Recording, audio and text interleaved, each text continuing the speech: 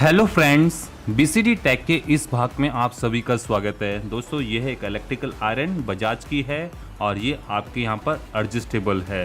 तो ये एक तरह से एक स्मार्ट आयरन है जिसके ज़रिए आप अपने कपड़ों को प्रेस कर सकते हो। और इवन हम लोग इसका क्या इस्तेमाल करते हैं, हम लोग इसको एज ए हॉट प्लेट इस्तेमाल करते हैं, अपने सैंपल्स को सुखाने के काम लाते हैं। और इवन दोस्तों, ये आपका काफ़ी अच्छा इंस्ट्रूमेंट्स है अगर आप यहाँ पर कोई एलसीडी सेपरेट करना चाह रहे हो।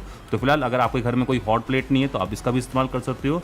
और ये दोस्तों आपका यहाँ पर एडजस्ट हो सकता है किसी भी टेम्परेचर के ऊपर। अगर आपको यहाँ पर ज़्यादा टेम्परेचर नहीं चाहिए तो आप इसको कूल वाली रेंज में रख सकते हो। अगर आपको यहाँ पर ज़्यादा टेम्परेचर चाहिए तो आप इसको नायलन वाली रेंज में रख सकते हो। तो फिलहाल ये प्रोडक्ट आपको यहाँ पर डिफरेंट सिनेरियो के लिए वर्क कर सकता है और हम लोग इसको जनरली यूज़ करते हैं अपने साइंटिफिक एक्सपेरिमेंट में।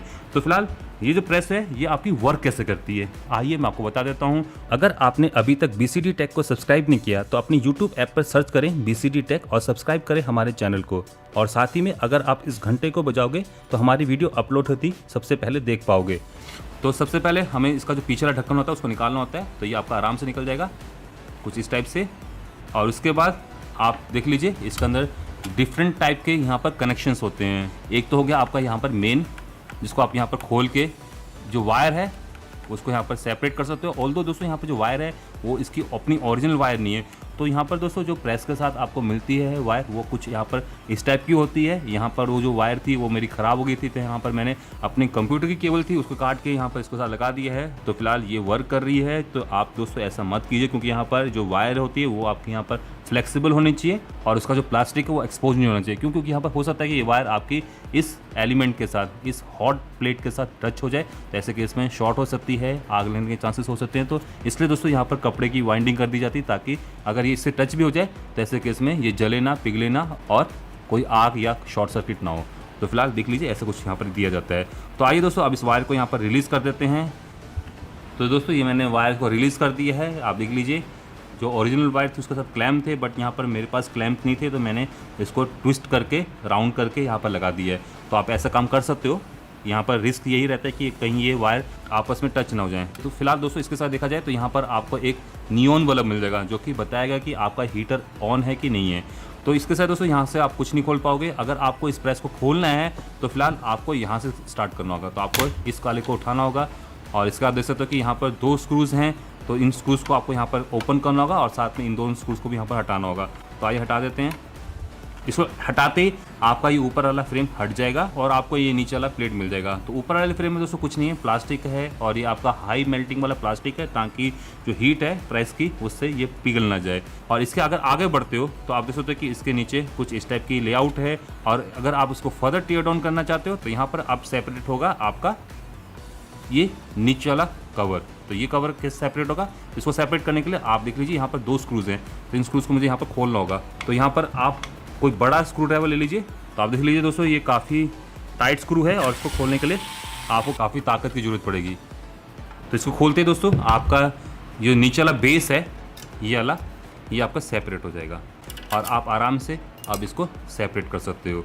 तो फिलहाल ये है आपका सेकंड यहाँ पर केस जो कि यहाँ पर एलिमेंट को प्रोटेक्ट कर रहा है। तो आप देख लीजिए कुछ इस टाइप का बेस होता है और इसके बाद आपको नीचे की साइड को एलिमेंट मिल जाएगा। तो यहाँ पर आपका कुछ नहीं है, एक एल्युमिनियम की ट्यूब है और उसी के अंदर एलिमेंट है। तो पहले दोस्तों इसको साफ कर देता हूँ ताकि आपको बता पाऊँ कि ये एग्जैक्टली वर्क कैसे करता है। तो देख लीजिए दोस्तों ये साफ हो चुका है और यहाँ पर आप देखोगे कि इस केस में जो एलिमेंट है वो आपका आराम से सेपरेट हो सकता है। हालांकि आराम से तो नहीं, बट यहाँ पर इसको ठोका पीटी करके आप उठा सकते हो और इसको रिप्लेस कर सकते हो। बट अमूमन इस टाइप की प्रेस में जो एलिमेंट होता है वो आपका रिप्लेसेबल नहीं होता है, वो आपका चिपका दिया जाता है कुछ इस टाइप से।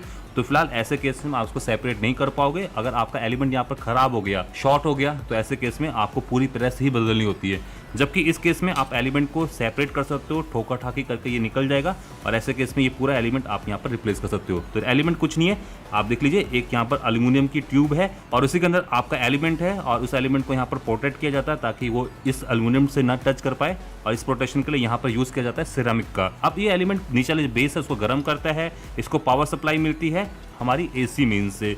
तो आपको पता ही है कि जो पावर सप्लाई मैं इसके साथ दे रहा हूँ, अगर आप देखोगे तो पावर सप्लाई आपकी आ रही है इन 2 टर्मिनल्स के ऊपर। तो ये देख लीजिए, ये 2 टर्मिनल्स हैं, ये आपकी पावर सप्लाई इनपुट वाले टर्मिनल्स हैं और ये आपके एलिमेंट के साथ कनेक्ट हैं। और इससे एलिमेंट के साथ आपका एक नियॉन बल्ब भी कनेक्टेड है और साथ में सीरीज में एक रजिस्टर भी दिया गया। देख लीजिए दोस्तों, यहाँ पर आपका एक रजिस्टर है नियॉन बल्ब में करंट को लिमिट करने के लिए।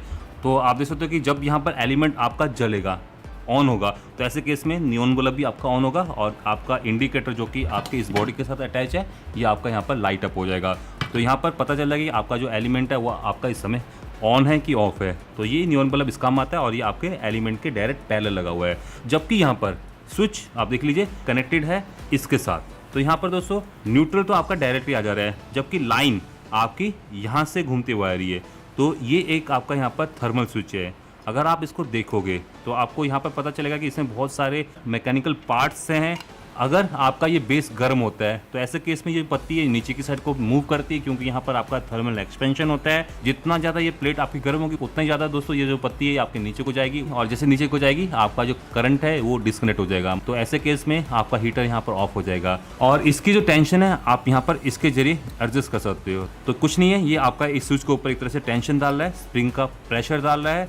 तो अगर आप यहाँ पर प्रेशर को मैक्सिमम कर दोगे तो ऐसे केस में आपकी ये पत्ती कुछ ज़्यादा ही नीचे जानी चाहिए, तब जाके आपका ये लाइन है ये डिस्कनेक्ट होगी।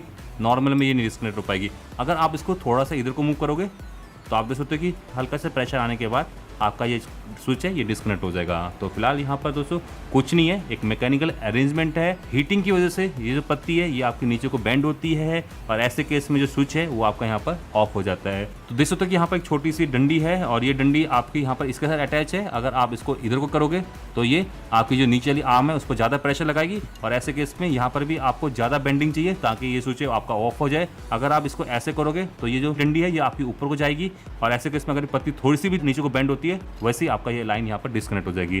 तो फिलहाल दोस्तों आप सभी ने देखा कि प्रेस के अंदर क्या होता है, ये कैसे वर्क करती है। इस प्रेस में अगर कोई दिक्कत आती है वो आती है एक्सटर्नल केबल की। तो यहाँ पर मेरी केबल तो खराब हो चुकी है और इसके सिवाय दिक्कत आ सकती है इस हीटिंग एलिमेंट के अंदर। और मैं आपको बता चुका हूँ अगर हीटिंग एलिमेंट खराब हो जाए तो आपको पूरी प्रेस ही बदलनी पड़ती है। कई बार दोस्तों आपका ये स्विच होता है ये आपको यहाँ पर अच्छे से वर्क नहीं कर रहा होता है, तो ऐसे केस में आप इस स्विच को रिप्लेस कर सकते हो। कोई ज़्यादा यहाँ पर मैकेनिक्स नहीं है, आपको इन दो स्विच को यहाँ पर सेपरेट करना होगा और उसके बाद दोस्तों आप इस स्विच को यहाँ पर रिप्लेस कर सकते हो। तो फिलहाल आप सभी ने यहाँ पर देख लिया कि एक इलेक्ट्रिकल प्रेस के अंदर क्या होता है। तो अगर आपके मन में कोई और डाउट है इस प्रेस को लेकर तो आप मुझसे पूछ सकते हो। तो इसी के साथ मैं अब इस वीडियो एपिसोड को यहीं पर समाप्त करने जा रहा हूँ। आशा करता हूँ कि आप सभी को ये वीडियो पसंद आया होगा। अगर दोस्तों पसंद आया तो इस वीडियो को लाइक करना, शेयर करना और जाने से पहले मेरे चैनल को सब्सक्राइब करके जाना। सब्सक्रिप्शन लिंक आपको यहाँ पर नीचे देखने को मिल जाएगा। नमस्कार, जय हिंद, जय भारत, वंदे मातरम।